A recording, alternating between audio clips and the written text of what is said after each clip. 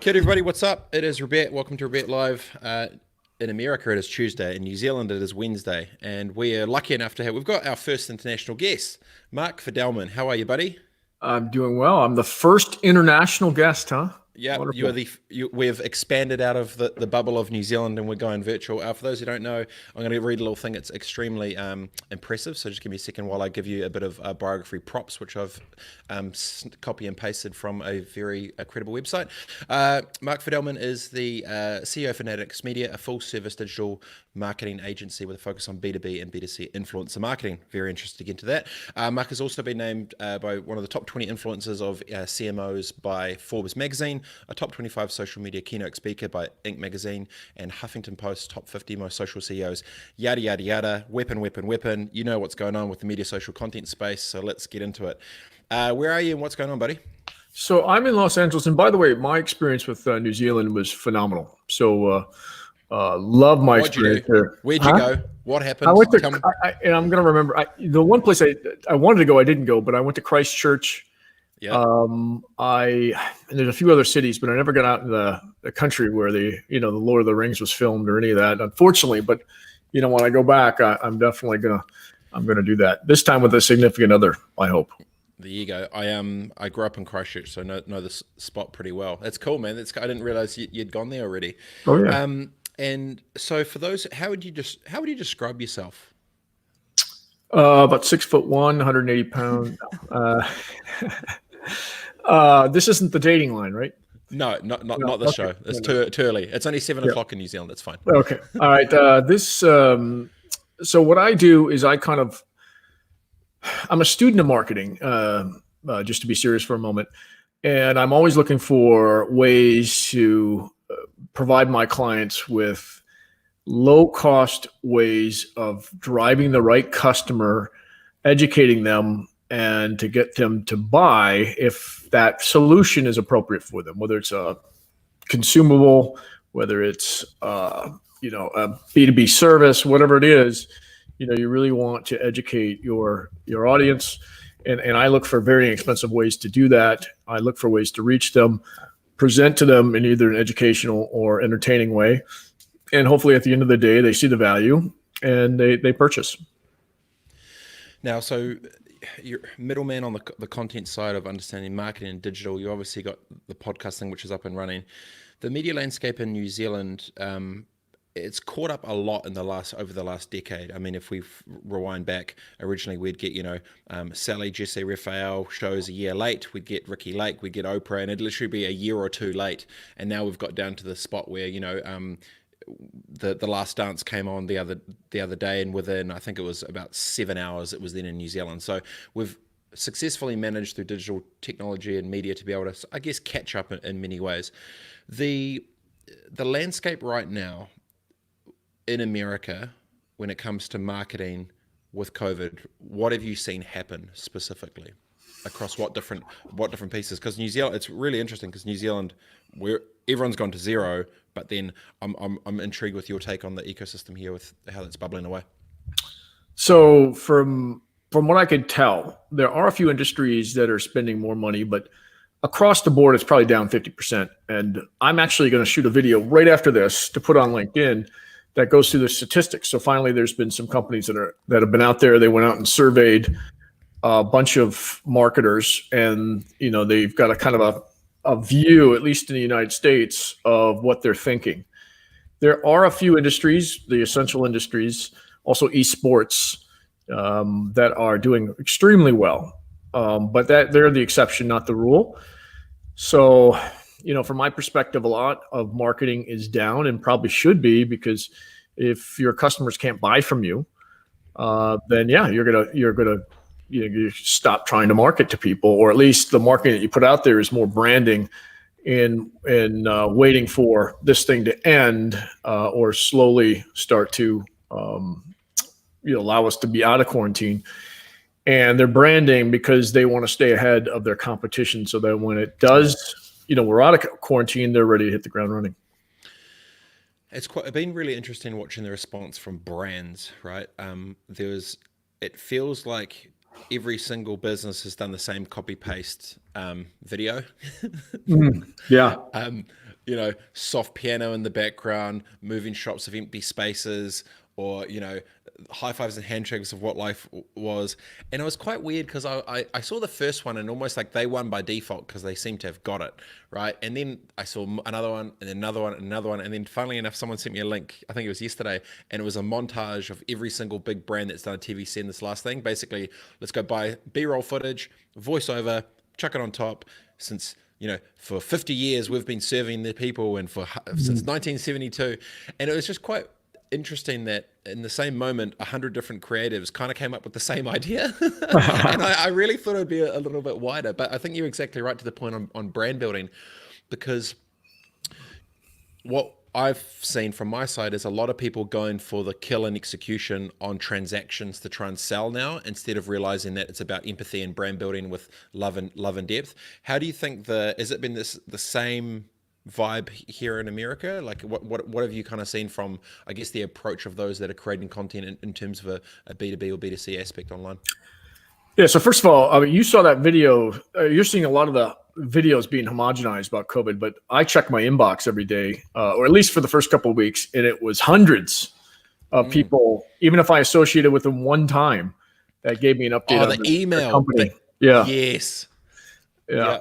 It was, I mean, then there's no spam filter for that because you've done business with them before, or you've interacted with them before. But anyways, that aside, so when you look at the best type of marketing here, let me start with the ones that the type of marketing you shouldn't be doing. One is kind of that tone deaf marketing where you haven't changed your ad at all or your pitch at all. And those kind of stand out, unfortunately. So if you haven't changed your ad to be more empathetic, you don't even have to mention COVID, but to be understanding of what your customers are going through, it's probably not going to do so well. And people are going to remember it post-COVID, and they're going to say, that was the company that really didn't understand what I was going through, and I've got a sour taste in my mouth about them. Now, the companies that are doing it right are incorporating, even with humor, the situations that we're all in, stuck in our homes and not able to do a whole lot, but they're coming up with kind of these humorous videos, whether it's on TikTok or whether it's on YouTube, or whether it's just an understanding of what we're all facing and how those brands can help. Those are the companies that will emerge stronger with a bigger, better brand and should hit the ground running when this is over. It's always the story behind the story of the thinking of how does that actually relate back? Because I think you're exactly right, Mike. The idea of, when someone goes like New Zealand saw a few pretty big missteps with a few big brands, and I don't think that they only just potentially stuffed up on it. They've potentially actually built resentment from the people they were trying to sell, because now they've left such a sour taste in their mouth. There's people dying, this and that, and someone's trying to push some stupid product with some copy paste shit, which was booked months ago, and you just kind of sitting there like, guys, what are we flipping doing here? So it has been really amazing to see New Zealand, like the strong leadership from many, and how there's been lots of different collabs and cross promotion between different businesses with how they're actually supporting each other and actually telling the story of support, not necessarily crafting the narrative of support. It feels that way anyway. Yeah, I mean, I'd have to agree. Just be a human being in terms of your advertising and your marketing. And, what would you wouldn't pitch your parents, you wouldn't pitch your family or your significant other. You would do it in a very empathetic way. And it's no different right now with your marketing or advertising. Just do it in a way that resonates with people, given the situation we're all in. It's not that difficult. No, exactly. It's just put that extra filter of care and empathy or context on top of it instead of just copy paste. Yeah. So coming at the end of that, so say for New Zealand, tourism's a massive part of the country's economy, and that's today gone to zero. Now, at the end of this, they're going to have to reshape and reimagine and tie a new vertical and industry, which has brought in a lot of cash. Now, you've seen there's some winners and losers. At the end of this, do you feel that marketing will have as many seismic shifts or changes? Do you feel the business models that may have been there before might get broken? Like, how do you feel marketing may change after this, after COVID, AC? Yeah, I've actually thought a lot about this. I think marketing will change in the following way. First of all, I think we'll see a lot more people working from home. Hmm. And I think we'll see a lot more video. Video is way up, uh, at least from before the COVID started. And that's because people want to connect more, whether it's a Zoom conference call, which you're seeing a lot of, or interviews like this, or what I do a lot of, which is just talking in front of a webcam, an HD webcam, and putting it out there just to keep people educated as to, you hear the businesses that pivoted and are successful, or here are the things you shouldn't be doing right now. Just educational stuff. But video is a way to transmit that, not so much via the written word, or even in some cases podcasts. I think you'll see a big increase in podcasts as well. We'll see how many people actually continue to do them after this, but people want to connect, and they've learned they can connect with inexpensive technology like video cameras or even your iPhone or a podcast. And a lot of people see the value in that, and they'll continue on. So marketers understand this now, at least the good ones do, and will be moving more to that kind of format, that one-to-one or one-to-many human type of marketing. And you could do it inexpensively on video or podcasts. And I think they're seeing that it resonates more than just a blog post somewhere. Yeah, you touched on a point there that you were saying whether at the end of this they'll continue. So what I saw, and it's quite interesting because there's quite similar vibes. Obviously, New Zealand's ridiculously smaller compared to America, but the wave of creators which popped up real quick within probably 3 days was mind blowing. Like I had to do a little video of just like, okay, this is the webcam that I'm using, this is the microphone, this is this, because I was just getting bombarded. Boom, boom. I'm like, here you go, boom, boom, boom.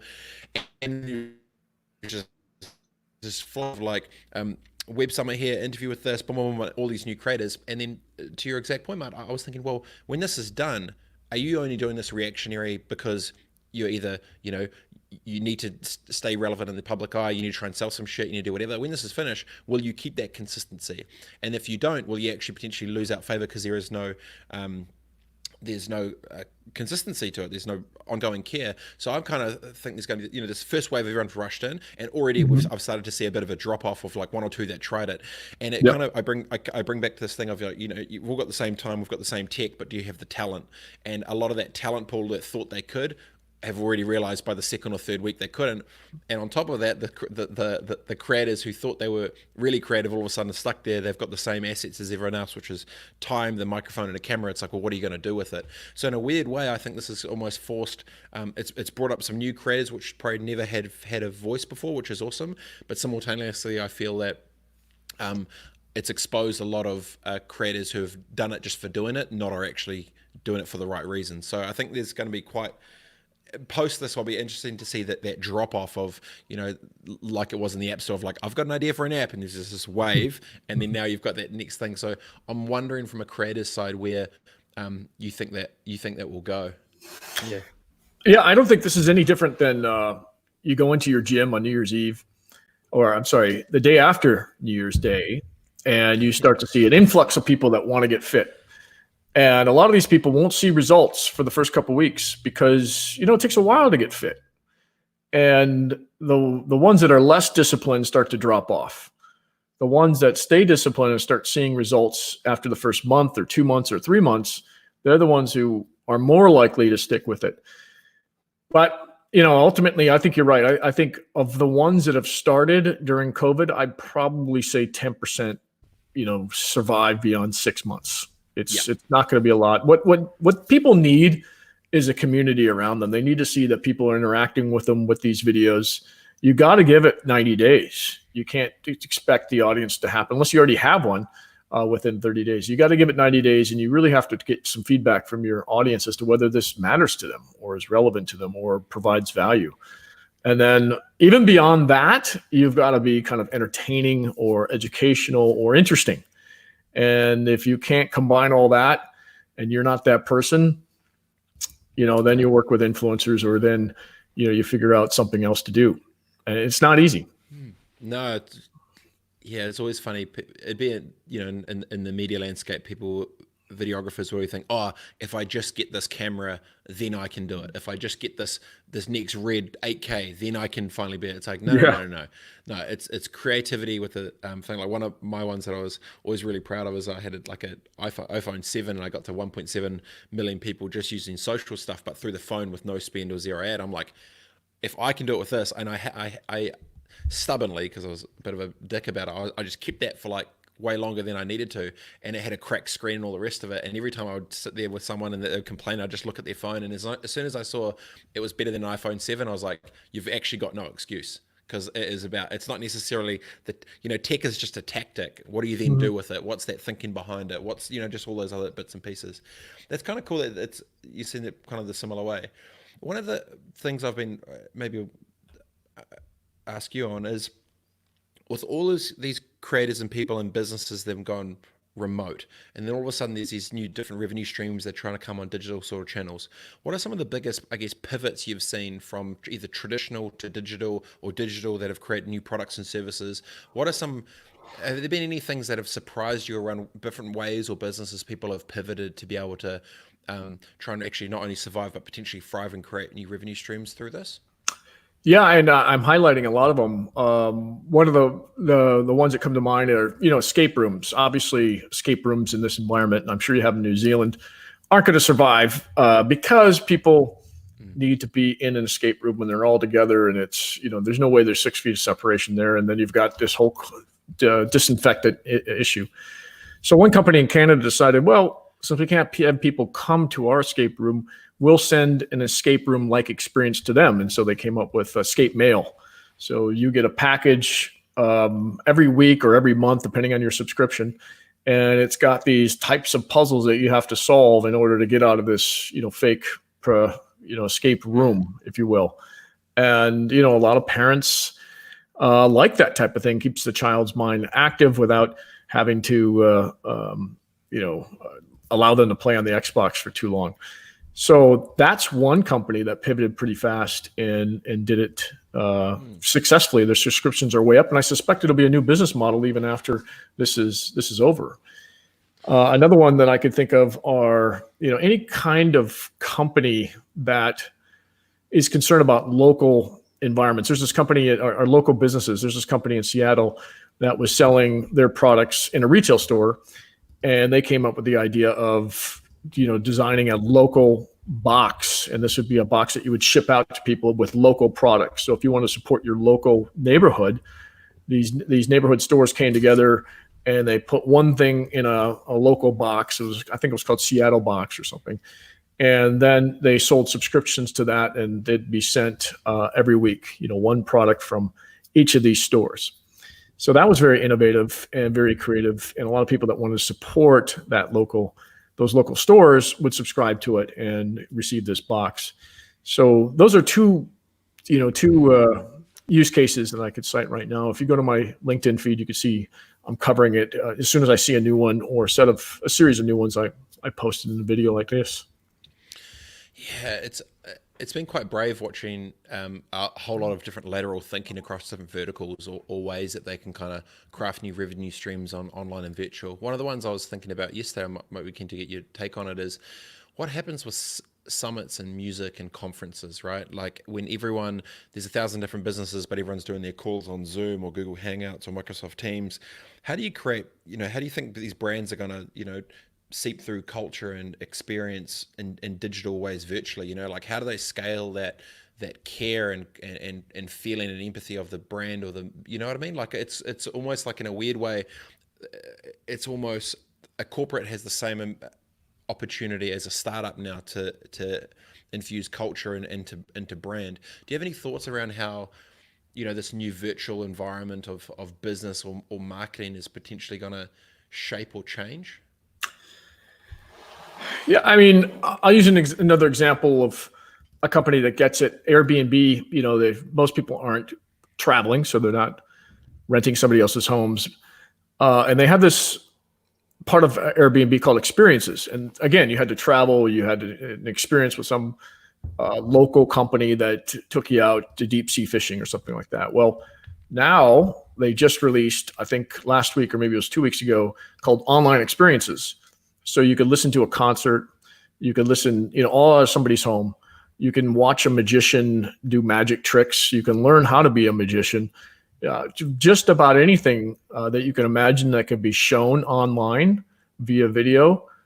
You can now just go to Airbnb online and either sign up if you've got talent, or if you're looking for some kind of unique experience that you're not getting on TV or Netflix, you can pay $1 or $5 or whatever it costs to listen to a concert or learn magic or to do something else. So that's one way I think of looking at how things could change, or what those companies now that they can't have a physical audience but can do on a platform that's got a huge audience already. Yeah, the pivot off with what new digital products and services you can give to existing clients is an interesting one. Yesterday I was thinking about the idea of with no big music concerts or tours, what's going to be the opportunity in the music space for big businesses and brands that aren't getting their revenue off touring. And I was thinking, well, I wonder if Spotify launched live virtual sessions with little upsells or whatever. They've already got partnerships with the music. It's just a digital format they're going to be doing. Just watching to see how these different opportunities sort of pop up within the marketing landscape. What do you think will be the biggest, I guess, marketing new type of marketing opportunity for brands after this? Like, where do you think it's going to pop there? Maybe where do you think a lot more traditional spend is going to shift to in the next 12 months? I'm betting a lot, and I'm pivoting myself, that it's going to be just what you and I are doing right now. High quality video from a webcam or an iPhone out of the office or the home. It's not hard to do. With Zoom, you can have a virtual backdrop. You've got a white backdrop. You could put graphics behind that. Not expensive to do it. And if you know what you're doing, you can create a video sales funnel out of this. So as a marketer, I could take this inexpensive technology with an inexpensive microphone, inexpensive webcam, and a Zoom subscription for $19. And I can guarantee you, and with a good editor that you can find on Upwork, I can guarantee you can produce pretty high quality videos that are interesting, entertaining, and educational. As long as the talent sitting in front of the camera is good, that will sell, and it will drive people through a video sales funnel that will sell your products and services. So I think that'll be one big change. As people are using more and more video, they'll see the light and they'll want to do more what you and I are doing here, but slightly different. Obviously, not maybe it's an interview format, but probably a format where someone's sitting in front of a camera and educating or entertaining people. Yeah, I've been really intrigued watching how brands have pivoted sponsorship spend to what the other outputs will be, and these pop-up virtual summits things which have been happening. But then that's almost just execution for an existing problem. I think to your point is, well, what is that potential new revenue stream? And if we're talking about virtual sales funnels or virtual just that whole wave of what the new normal will be. Mm-hmm. Like I could see, a Coca-Cola or a McDonald's or something being like, all right, well, what would that look like if we took, our brand into people's homes without the $1 million TV commercials? What would that look like if we, created, virtual content challenges? What would that look like if, so that's, maybe it's more driving down the point of exactly what you said before, is that the creativity is always going to be the variable, the story, the brand, what's that thing. And almost it brings a point of, you're going to almost be incentivized to be brave, to try things now and adapt, because people they know your intent is right. They're probably going to give you so much more leeway, even if it eats shit and doesn't exactly pop the first time, right? That's quite exciting from a brand's perspective, because it actually means they're going to be able to, they should, or be trying to do more. Do you think brands will get braver? Well, yeah, I think, and they've been forced to do it. I mean, if they're doing any marketing at all, they've been forced to do something like you and I are doing. Another example, and then I'll apply to McDonald's, what I would be doing if I were McDonald's. But another example is this security guard, and I think he's an actor, but security guard at a museum in Oklahoma, is leading tours, funny tours of the museum on a daily basis, and he posts it to Twitter. I think maybe he might even post it to TikTok as well, probably YouTube eventually, but just little snippets of video about a certain exhibit. Super funny, super kind of geeky, but has got a big following outside of Oklahoma. So why wouldn't the McDonald's, use a Ronald McDonald, whatever the mascot is? I know they got several, and go behind the scenes at McDonald's and kind of show funny things that are happening. When somebody's orders, somebody orders something really funny, like 50 Big Macs and then one single fry or something like that. And, why aren't they highlighting those behind the scene things right now and putting it out there as kind of entertaining content? And then at the end of it, the call to action is, here's a $5 coupon for McDonald's order now. Now, I'm not advocating you eat McDonald's. I'm not judging you either, but that would be one thing that McDonald's could do, right? They've got a big following. Yeah.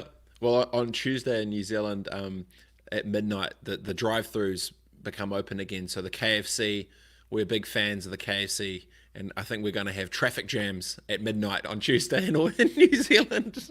Oh wait, so you guys shut down? You shut down drive-thrus in New Zealand? Oh, bro, like lockdown. The whole shit got shut down. Like everything, like hamburgers, mate. Like, how are you getting food? Is it all delivery?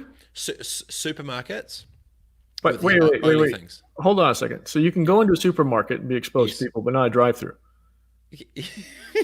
Yes. That doesn't make any sense. Hey, I'm with you. I'm trying to come up with an answer here. I don't really have one. Well, it's hard to defend some bureaucrats, right? I mean, you can't. Some of these decisions are crazy. I think to your point though, when you're talking about the security guard at the museum, is I'm also wondering if it's going to flip. Maybe this is where we dig into a bit more of the influencer stuff, where they're talking about macro to now it's micro influencers with local depth and knowledge. But now if there's local content, there's no reason there's global scale for it. And if anything, it's almost going to be an easier win for brands to go localize and handpick those with talent and give them mass distribution alignments. Pay these big to COVID AC. It will look in the influencer world. How do you think that world's going to shift up and change? Because I've got a few ideas and pretty passionate about a couple of bits, but I'm keen for your sort of take on how you think this is going to play out.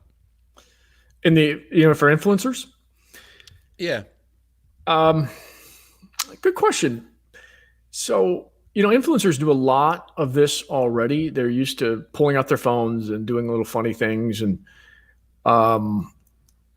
in terms of how influencer marketing will change as a result of this, I don't know if it'll change much, only because they're way ahead of all of us, including the brands and the marketers, as to how you can connect with people. I think they've been leading the way, and I haven't seen anything different that makes me think, they're going to change. Maybe be more sensitive to people and not be so self-absorbed. Hopefully that lasts. That might be one way, but and maybe more behind the scenes type footage. People are very interested in people's lives right now and how they're coping with being quarantined, but I don't see much change. Well, they've always gone direct to the consumer anyway. Yeah. They've taken the power from the brand where they're customizing their own URLs, getting their affiliate pieces, getting their own, doing it themselves. And it's almost like, because there's no big corporation or board or PR agency or whatever to go through. It's just them pushing go and doing it. They may have someone, navigating some commercial deals around it, but the speed, I think you're probably right. In many ways, they're almost like the entrepreneurs of the business landscape, where they go first, the businesses followed by the councils, and then finally, eventually governments.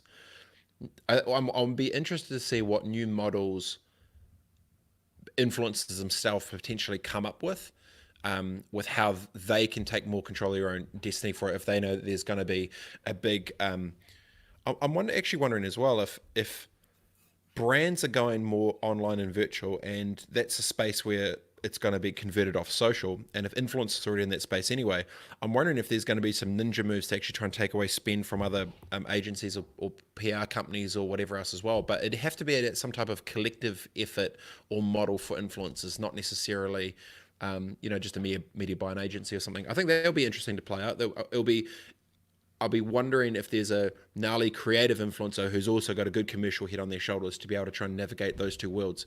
Because the reality is, if everyone's online, especially on social, they've got the biggest pipeline of customers themselves. So they may as well try and own that themselves the whole way, right?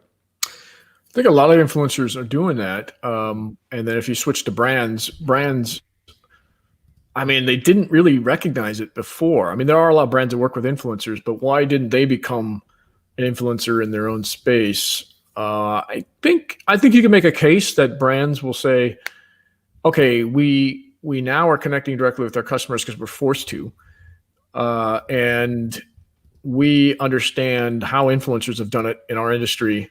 So perhaps we could stick some talent from our company. Maybe it's a CEO if it's a small business, or maybe it's somebody cute and funny in marketing.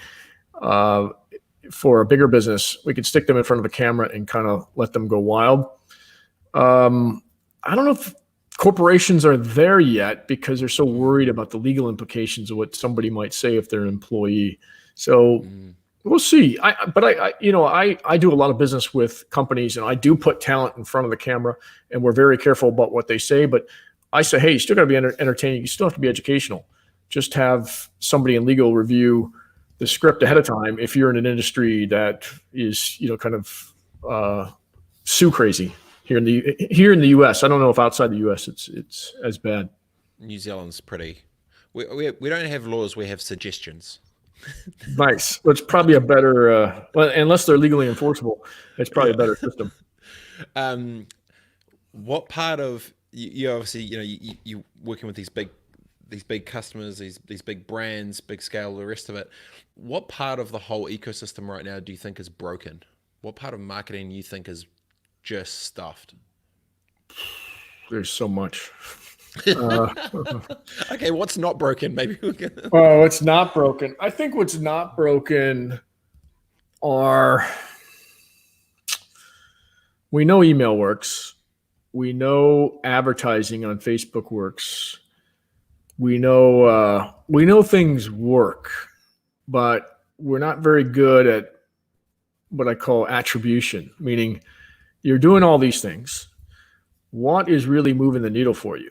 Because it's typically not the case, although sometimes this happens, where you see a Facebook ad and you immediately buy. Because most people are now conditioned to want to trust a company or see reviews or what have you. So there's usually 5 or 6, 7 touch points. And I think it's even getting bigger now because there's so much noise out there. And so marketers are like, well, I'm doing all this stuff. What are the 3 things that I should be doing more of? And what are the 20 things I shouldn't be doing and wasting money on?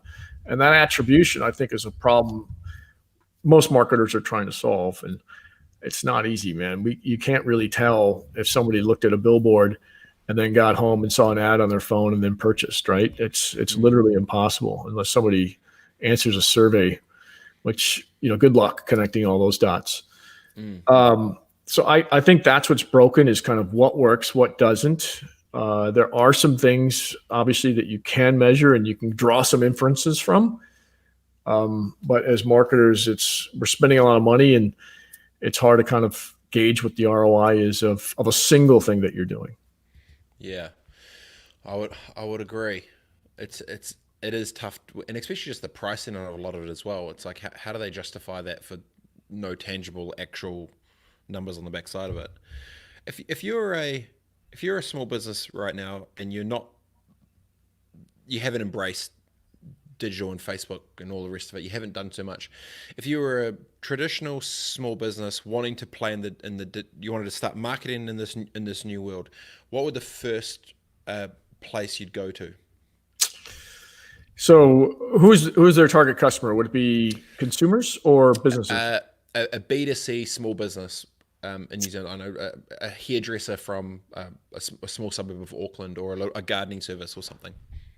So the first thing I would do if you want to start with digital is work with either an influencer, because they know your audience way better than you ever will if you're not engaged with digital. So working with influencers isn't just because they're influential, it's because you can learn from them.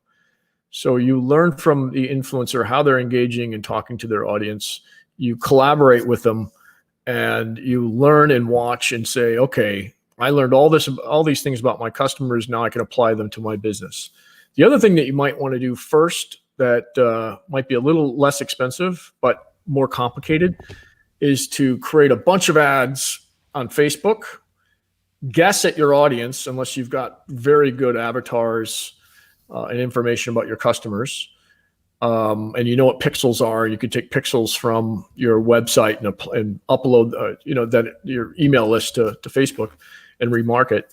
But most companies that are just starting out don't even know what I just said, much less know how to do that. So I would test with Facebook ads, or I would go with an influencer that already knows their market and your customers, and partner with them, collaborate with them, and then learn as much as you can about them, and then start to apply those learnings to your marketing and advertising. That's what I would do. Yep. Start simple, get people that have they know the nuances of how to communicate with those you're trying to get to, and then probably saves a lot of the work because you're not trying to duplicate it yourself, right? Yeah, I mean, you could spend millions trying to figure it out. Brands do. Brands do. Shortcuts for that, yeah. Danny says, can I ask what the best thing you do to keep yourself in the right mindset to have your game face on each day? Good question, Danny. That's a question for me, huh? Well, great question. So for me, I'm always looking for opportunity.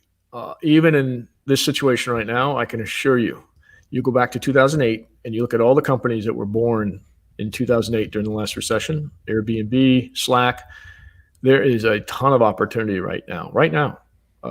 I've pivoted in that I'll be making an announcement in the next couple of weeks, but look for the opportunity, look for the blue ocean, kind of predict where the world's going to be in 6 months, and pivot to a solution if you're in services that addresses that, or if you're a product, is there something you could do differently with that product, like start delivery services, for example.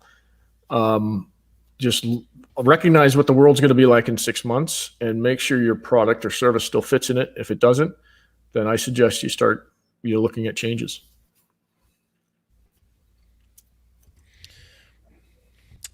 Yeah. What gets you most fearful about the future of marketing or digital after this? What are you scared of?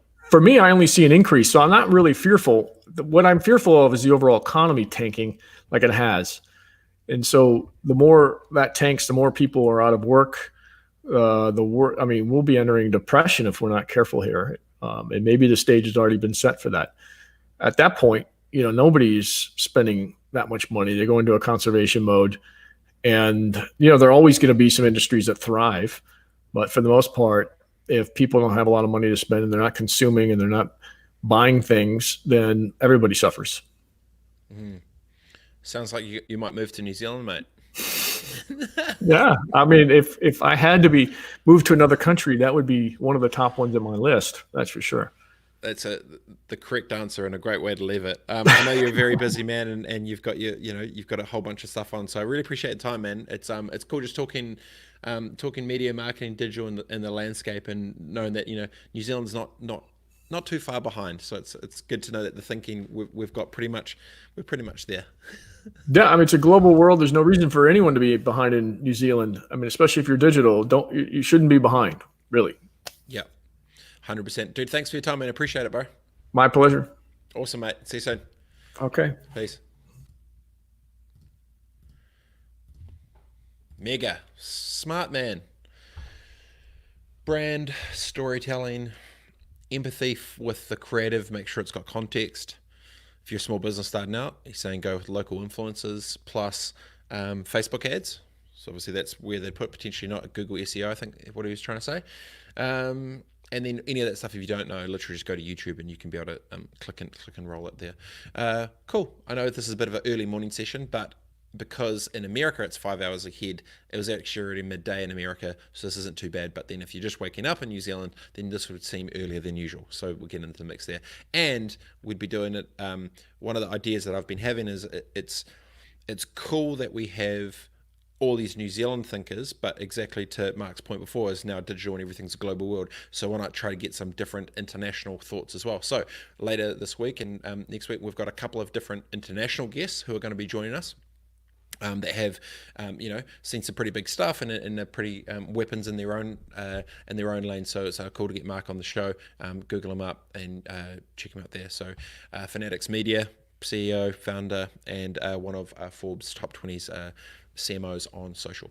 Cheers, team. See you soon, eh? Deuces.